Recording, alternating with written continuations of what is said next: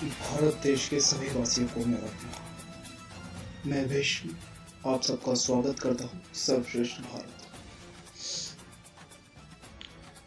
भारत देश और इसकी संस्कृति सिर्फ काल्पनिक कहानियों से भरी हुई है, जिनके ना कोई हाथ है ना पैर। वर्तमान विज्ञान के आधार पर उनकी कोई प्रामाणिकता नहीं है। हमारे संस्कृति में ऐसी कहानियां हैं जिनके सत्यता के साथ कोई हाथ पैर नहीं है। रामायण महाभारत ये सब हमको अपनी पत्नी पर शक करना और भाइयों की लड़ाई यह सिखाते हैं।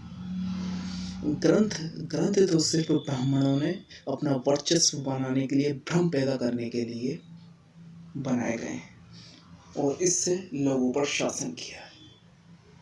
लेकिन ये वर्तमान भारत है। अब उन धर्मों की नहीं चलती है, उन ग्रंथों को मान्यता नहीं है।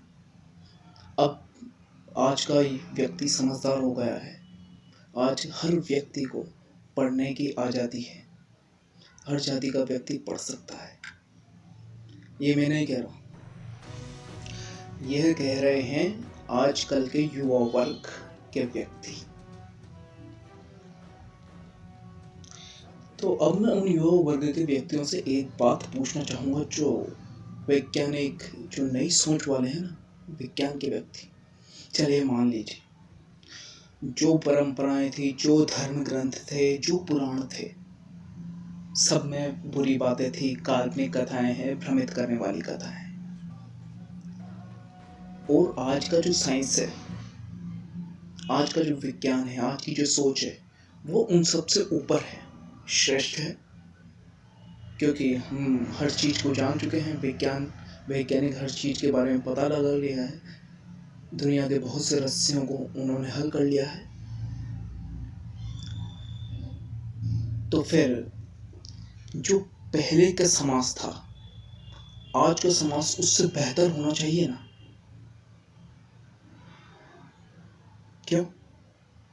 अगर पहले की चीज़ें बुरी थी, कमज़ोर थी, विवाद फैलाने वाली थी, तो आज जब मॉडर्न साइंस को मान रहे हैं, आज के जो वैज्ञानिक हैं, जो धर्म ग्रंथ इन पर विश्वास नहीं करते हैं, तो उनसे पूछना चाहूँगा, तो आज की दुनिया पहले से बेहतर होनी चाहिए थी, होनी चाहिए ना?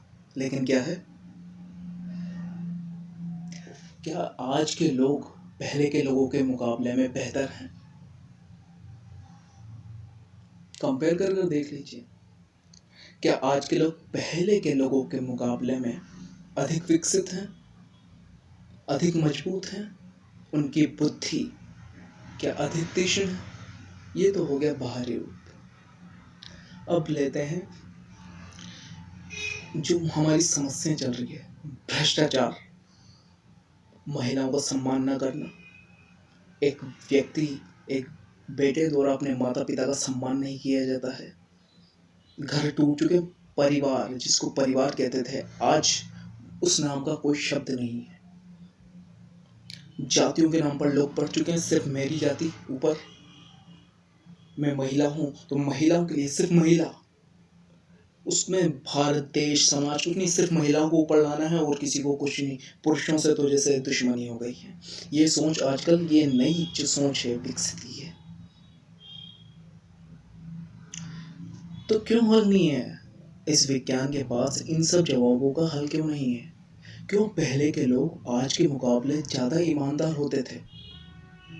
क्यों पहले के बच्चे आज के बच्चों के मुकाबले अपने माता पिता का ज़्यादा सम्मान करते थे? आज हर व्यक्ति सिर्फ खुद के लिए जी रहा है, उसको किसी और से कोई मतलब नहीं है।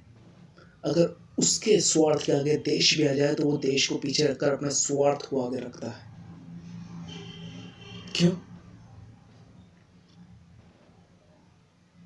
अगर आज की सोच, आपकी विज्ञान वाली सोच, नई सोच इतनी महान है, आप भगवान को नहीं मानते, आप आत्मा के अस्तित्व को नहीं मानते, मत मानिए।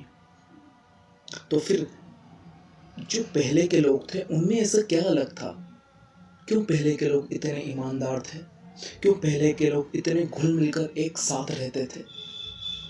क्यों इतना प्रेम प्यार था, क्यों एक दूसरे के लिए जान देने को भी तैयार हो जाते थे।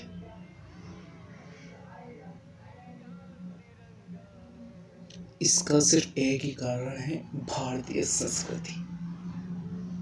भारतीय संस्कृति आपके मन पर जो प्रभाव बनाती है वो दुनिया की कोई भी संस्कृति नहीं बना सकती।